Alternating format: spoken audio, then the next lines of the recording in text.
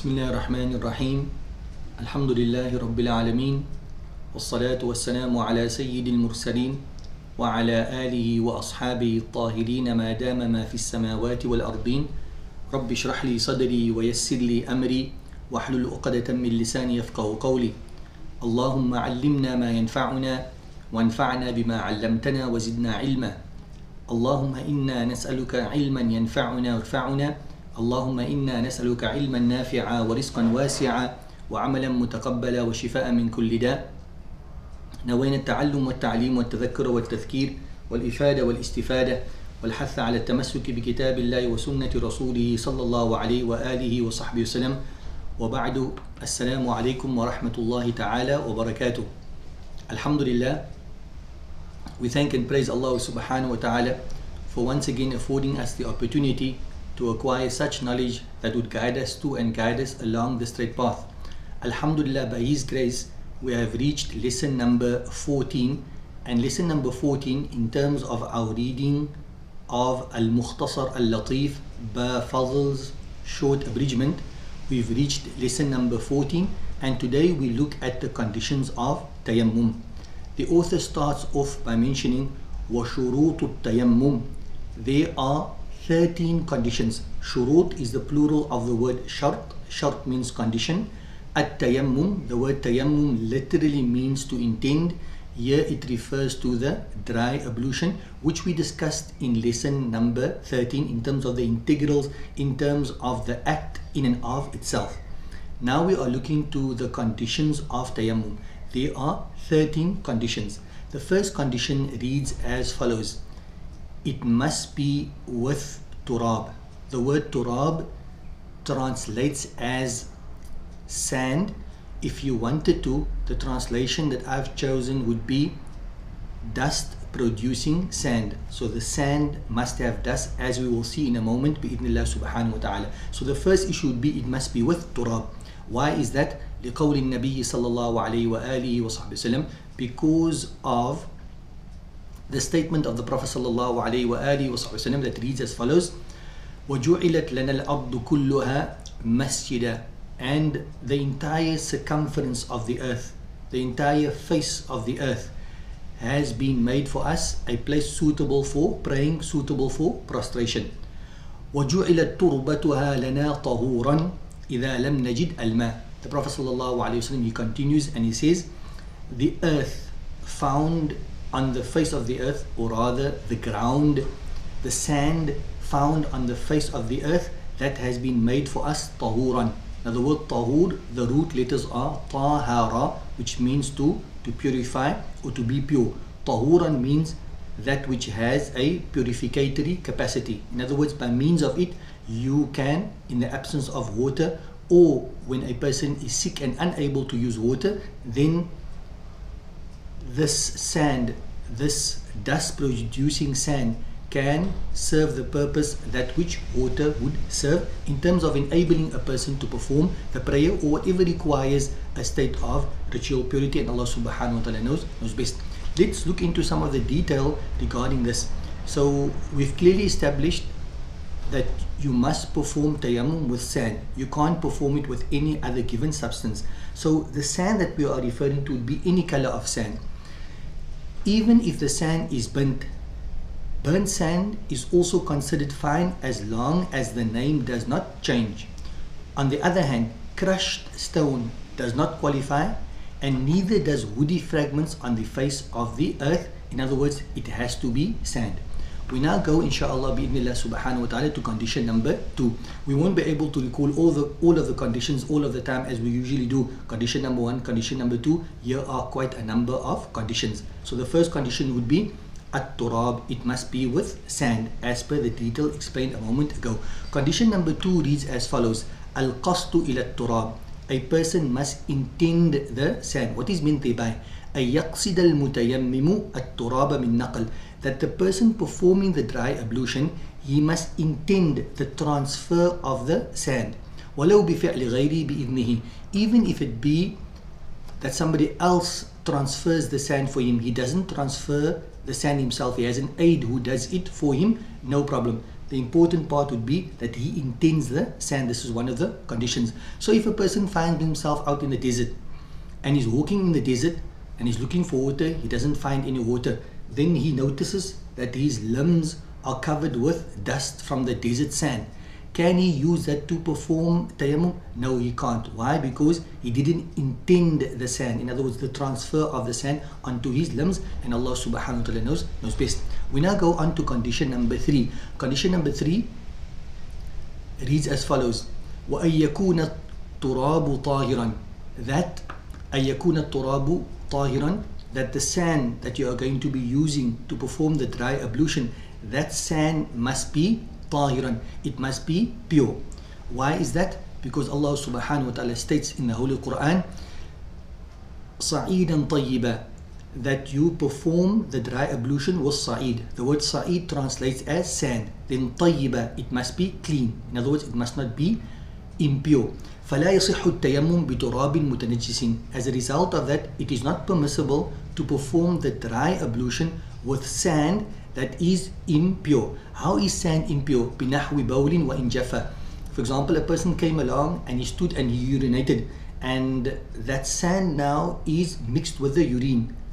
Irrespective whether it is wet or whether it is dry, it's not permissible for a person to use such sand for dry ablution. And our scholars give another example, and they say وَلَا بِتُرَابِ مَقْبَرَةٍ نُبِشَتْ لِاخْتِلَاتِ بِأَجْزَاءِ الْمَيْتِ. And neither can you use the sand that has been taken out of a grave that has been undug.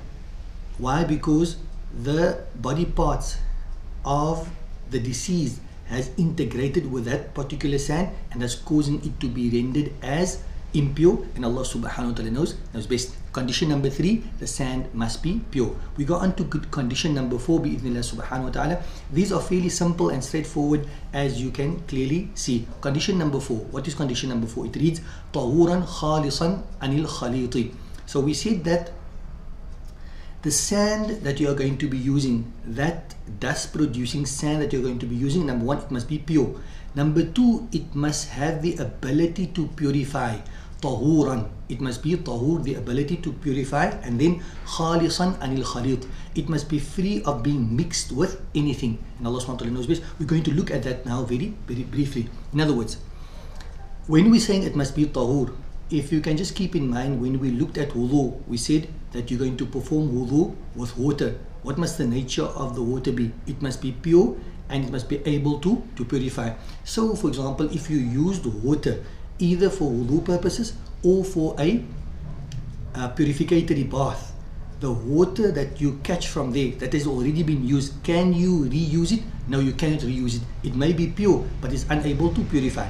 Likewise, in this particular instance, if a person were to use dust producing sand to perform tayammum, wipe his face and wipe his arms, and somehow or the other he catches the remains hereof, can he use it again for tayammum? No, he cannot use it again, and Allah subhanahu wa ta'ala knows best. So I'm going to read through the text here, bi'idhnillah subhanahu wa ta'ala. It says أو غير مستعمل في حدث أو خبث, not أو, rather أي. In other words, it must not have been used in the removal of a ritual impurity or in terms of a physical impurity. The example of the first would be that which is on the limb of a person who is busy performing tayammum after he has wiped it, وَمَا تَنَاثَرَ مِنْهُ بَعْدَ مَسْحِي لَهُ, and that which falls off after he had used it, and Allah subhanahu wa ta'ala knows best. The example of the second one would be if a person uses sand to remove a particular impurity, like to remove some urine on the floor or to remove some stool. That type of sand cannot be used. Why? Because it doesn't qualify for the first one. It's not tahir, neither is it mutahhir, and Allah subhanahu wa ta'ala knows best. Condition number 5. Condition number 5 reads as follows: أن يكون له غبار بحيث يلتصق بالعضو. And when we look at condition number 5, that is where our translation comes in. It must be sand, but dust producing sand. In Arabic, that particular phenomenon is expressed as follows: أن يكون له غبار, that sand must have dust. In what sense? بحيث يلتصق بالعضو, in a sense that dust, when you're going to wipe your face with the sand, or when you're going to wipe your arms, then that dust is going to stick to your limbs, and Allah subhanahu wa ta'ala knows best. Condition number 5. We go on to condition number 6. Condition number 6, I mixed up the text earlier on. Condition number 6 talks to khalisan anil khalid. It must be free of being mixed with anything else. So you have dust producing sand, you have it with you. The problem is that it's mixed up with salt or pepper or flour, whatever the case may be. If that's the case, then one cannot use such sand. It should not be mixed with flour or anything else, even if it is a little, and Allah subhanahu wa ta'ala knows best. Condition number 6. We go on to condition number 7. Condition number 7 reads as follows: وَأَن يَكُونَ بِضَرْبَتَيْنِ ضَرْبَةٌ لِلْوَجْهِ وَضَرْبَةٌ لِلْيَدَيْنِ. At the very least, when a person is performing tayammum, it is stipulated that there be 2 strikings, and as we will see in a moment, 2 transfers of the sand. So when you're going to be wiping your face, you're going to hit, knock the excess sand off, and you're going to wipe your face. So it's darba, 1 hit and then 1 wipe. Then you're going to hit again in order to do both your arms. So at the very least, it is stipulated, condition number 7 says, it is stipulated that there be 2 hittings. We look to the text now to understand better what the term hitting means. What is meant by hitting is transferring. So there should be 2 transfers. One for the face, we're talking about the transfer of the dust. 2 transfers, there should be 2 transfers. One for the face and one for the arms. And number 2, the transfer may even occur by placing the hands on the sand. So if the sand is soft and the dust very easily comes on, one can actually, if you wanted to roll in the sand, so to say, one can place his hand, his arm or his face onto the ground. As long as the sand comes to one's face, it is transferred to one's face, and Allah subhanahu wa ta'ala knows best. We go on to condition number 8. Condition number 8 reads as follows: وَأَن يَكُونَ بَعْدَ دُخُولِ الْوَقْتِ. Very importantly, condition number 8 is the tayammum, the dry ablution, should be performed بَعْدَ دُخُولِ الْوَقْتِ, after the time for the prayer had set in already. So a person is traveling and he comes to a particular spot. Let's say it is 5 to 1 and Dhuhr only sets in at 1 o'clock. If he performs the tayammum then that tayammum, no matter how diligently he may perform the tayammum, it is not going to be valid. Why? Because one of the conditions are not met. What is that condition? That is the condition that in order for the tayammum to be valid, the time for the salah which you wish to pray, that time must have already set in, and Allah subhanahu wa ta'ala knows best. أَن يَكُونَ بَعْدَ دُخُولِ الْوَقْتِ, that it must be done after the time had set in. Now what happens if a person is traveling? Now according to the Shafi school of thought, as we will come to learn later, it is permissible to join between 2 prayers. You can join the Asr prayer to the Dhuhr prayer. So if a person is doing that, so he's going to wait for 1 o'clock, then Dhuhr sets in, he performs tayammum, and then he makes Dhuhr. Thereafter, after performing Dhuhr, now he wants to make Asr. Despite the fact that he's bringing Asr forward, the time for him praying the Asr is considered then, so it would be valid for him to perform the tayammum and then make Asr. My understanding of that particular text would be, you cannot, as we have already understood, you cannot use a single dry ablution, a single tayammum to perform 2 fards. You cannot use a single tayammum to perform 2 fards. That's the one thing. So you can't make 1 tayammum and then make Dhuhr and you make Asr. One consideration.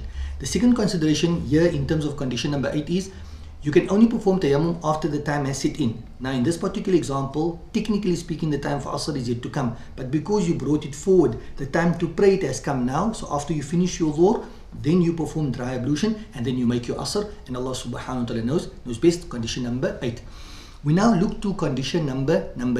Condition number 9 reads as follows: وَأَن يُجَدِّدَ التَّيَمُّمَ لِكُلِّ فَرْضٍ. What we had alluded to in terms of our example a moment ago. وَأَن يُجَدِّدَ التَّيَمُّمَ, that a person should renew his tayammum لِكُلِّ فَرْضٍ, for every fard. Every fard aini. So you get 2 types of fard, 2 types of compulsory acts. The one compulsory act would be fard ain, an individual obligation. The other one would be fard kifaya, a communal obligation. So for a fard kifaya, that's a different story altogether. We are talking about a fard ain. So for every fard ain which you wish to fulfill, you have to perform a new tayammum, and Allah subhanahu wa ta'ala knows best.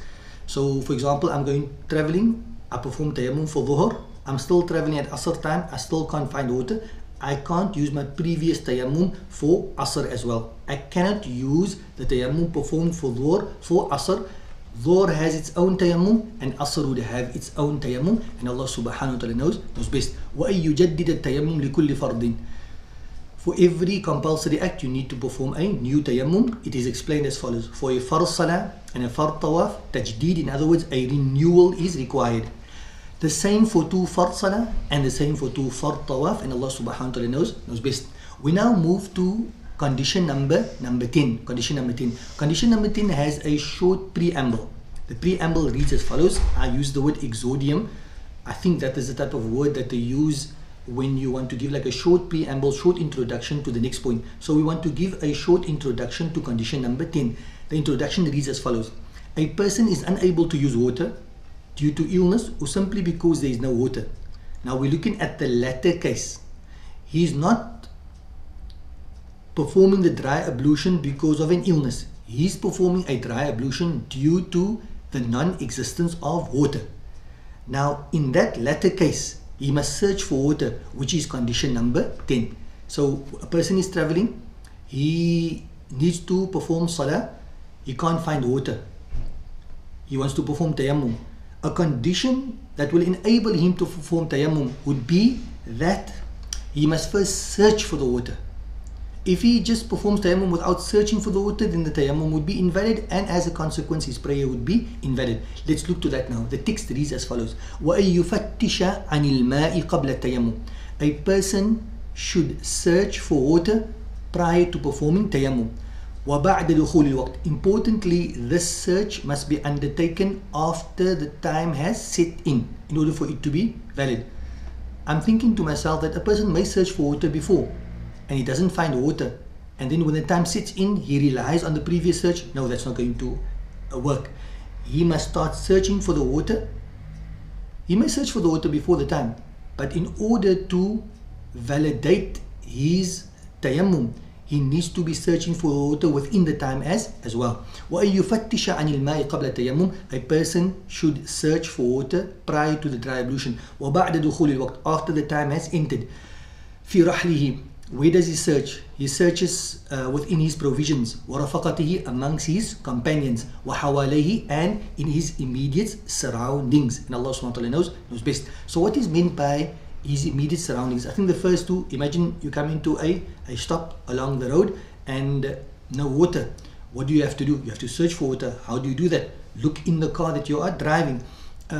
You have passengers with you. Ask the passengers, do you have water on your person? وَحَوَالَيْهِ. And a person looks around. So what is meant by looking around? بِأَن يَنْظُرَ حَوَالَيْهِ مِنَ الْجِهَاتِ الْأَرْبَعَةِ. You're going to be searching in all directions. North, south, east and west. You're going to be searching in all directions. Now, if the place is a level place where you can actually see all around you, then he just has to look around. If not, فَإِنِ احْتَاجَ إِلَى التَّرَدُّدِ تردد من كل جهة قدر حد الغوث. If the place is like a bit hilly and so forth and you can't stand and see all around you, and then you're going to have to move within plus minus 150 meters, as we will explain in a moment بإذن الله سبحانه وتعالى. So before we get there, وينادي من معه ماء. A person should call out who has water, وَلَوْ بِثَمَنٍ. Even if it means that he needs to purchase the water, he needs to take these particular steps, and Allah subhanahu wa ta'ala knows best. Here what happens is the author gives us, this is now the author of Bayan and Ta'rif, he gives us a synopsis of the above, because this can potentially be, it comes across as very simple, but it can potentially be confusing. What does the person actually do? So here I have two synopsis, so to say. The one is a synopsis and the other one explains or re-explains again what is meant by the search detail. So what we have is you traveling, you need to pray. When your state is either that of a muhdith, in other words you require a wudu, or it may be that you require a purificatory bath.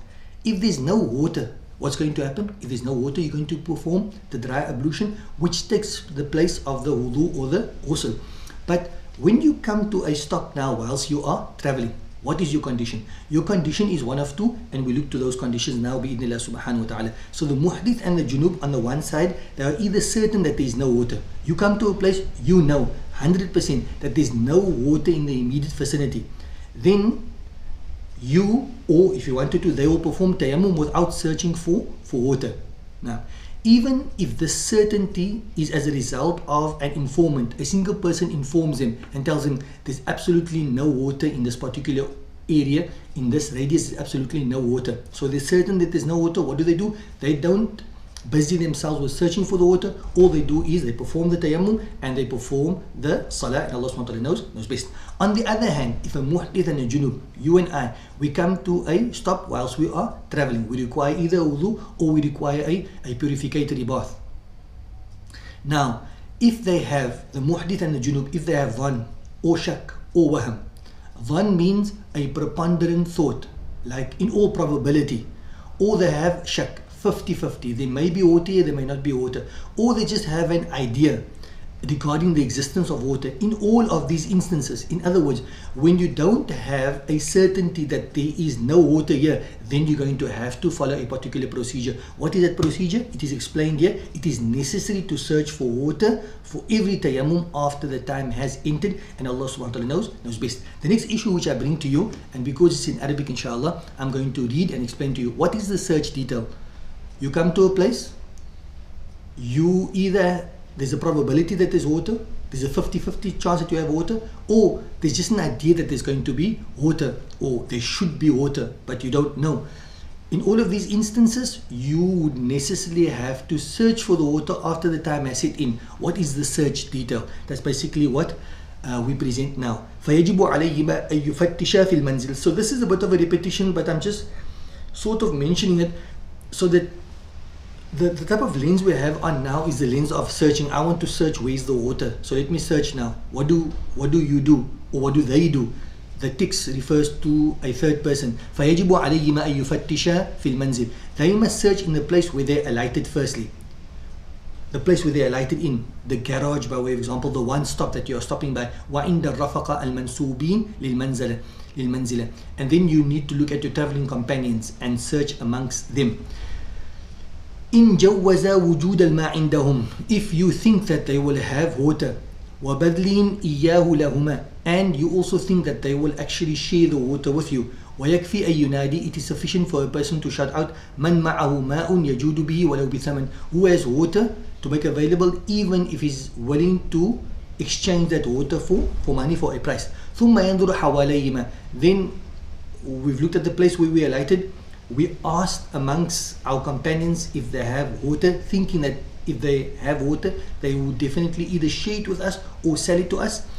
If this doesn't yield any results, ينظر حواليهما, they will look around them من الجهات الأربع, in all four directions.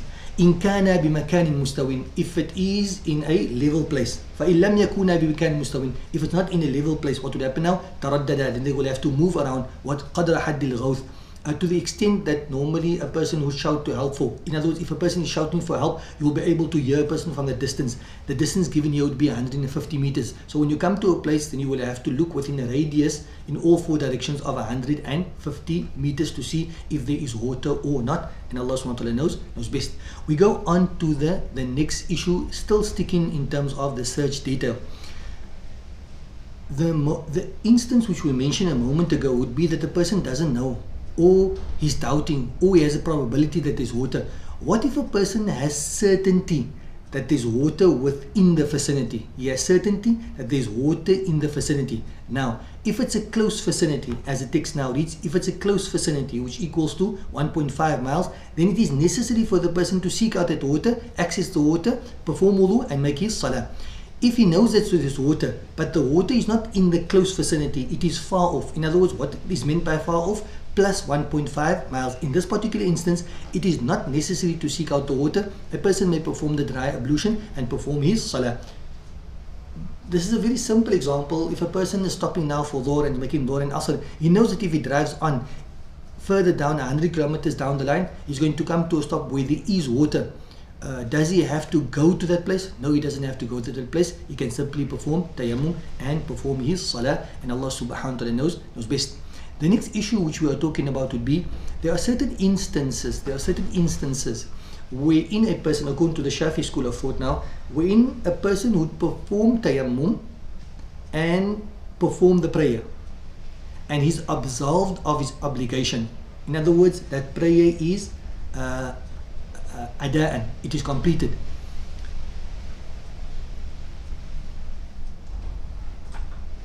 However, in certain other instances, a person could very well perform the tayammum, perform the salah, but you would have to repeat the salah. What are those instances? We look to the text, bi'idhnillah subhanahu wa ta'ala.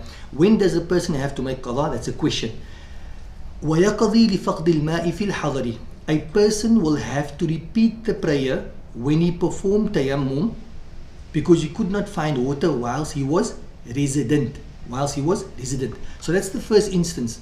You at home, somehow or the other the water gets cut off. When you're at home, generally water is to be found. But on this specific day and in this specific time, there is no water. What do you do in that particular instance?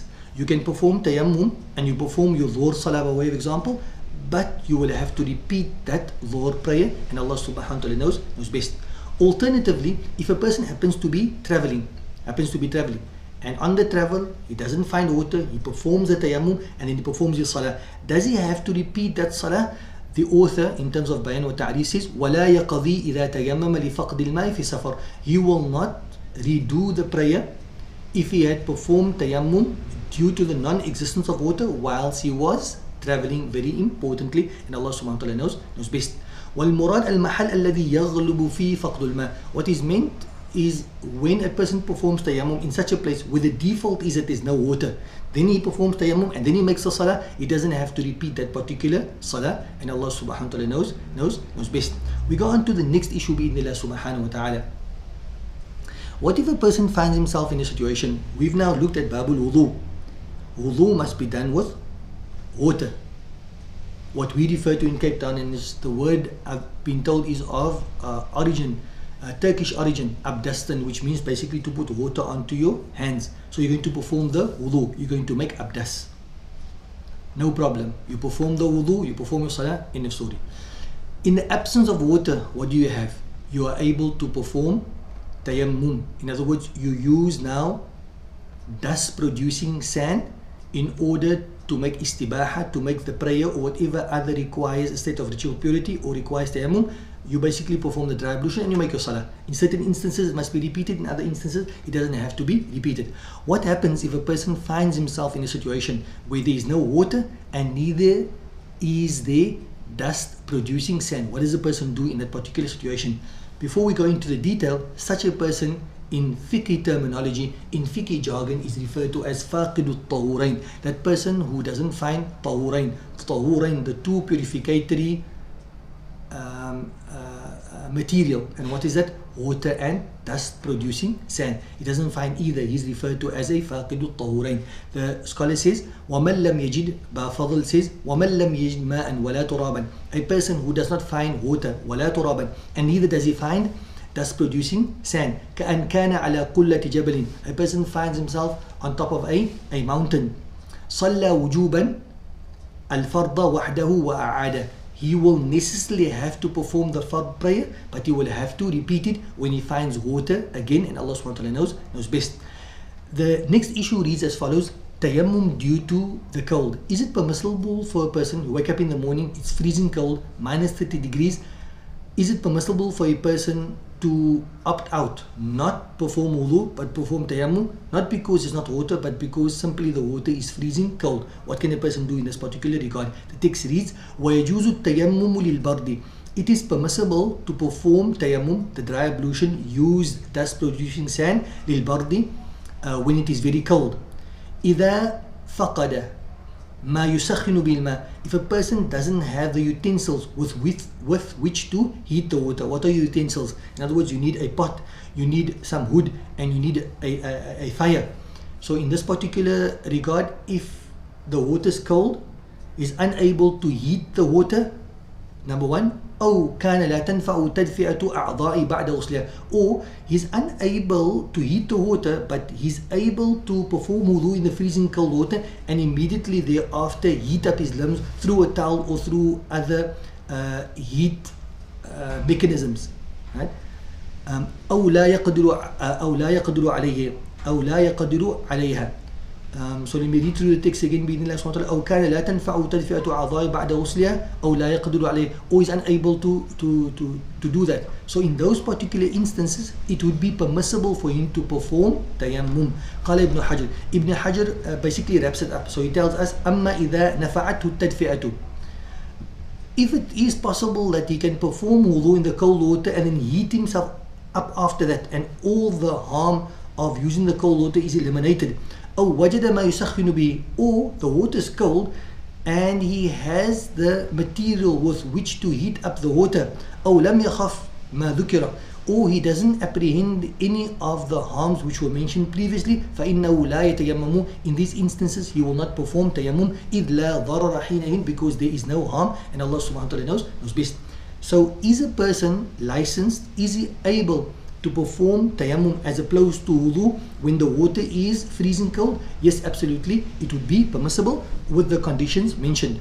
Now when a person performs salah with a tayammum due to cold water, importantly the author says وَيَقَضِي الْمُتَيَمِّمْ لِلْبَرْدِ, a person who performs tayammum due to the cold, وَالْمُتَيَمِّمَ الْعَاصِي, and a person who performs tayammum whilst on a journey, and this journey is a journey of disobedience, then both those persons would have to redo the prayer afterwards, and Allah subhanahu wa ta'ala knows best. We now go to condition number 11. Condition number 11 reads as follows, and it basically touches on what we had mentioned a moment ago. And what is that? The travel should not be one of sin.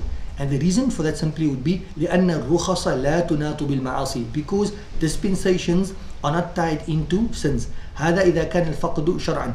This is in the instance when a person is not able to find water shar'an, due to a shar'i reason. In other words, for a legal reason. A person may be sick, he's lying on his sick bed, a person has a wound. Now as opposed to washing that particular limb, he can perform tayammum. Now when we look at the reason, now it's not because there's no water, it's because there's a legally valid reason for him to be performing the tayammum. Now if this person finds himself in a state of sin, or that came as a result of a sin, then it's not permissible for him to perform tayammum thereupon until and unless he repents for that particular sin. As for a person is traveling, he's going gambling, Allah forbid, and he's traveling now over a distance of 81 kilometers, he's going beyond that, but he's traveling for gambling purposes, so that would not be permissible. He comes now across a place and he cannot find water.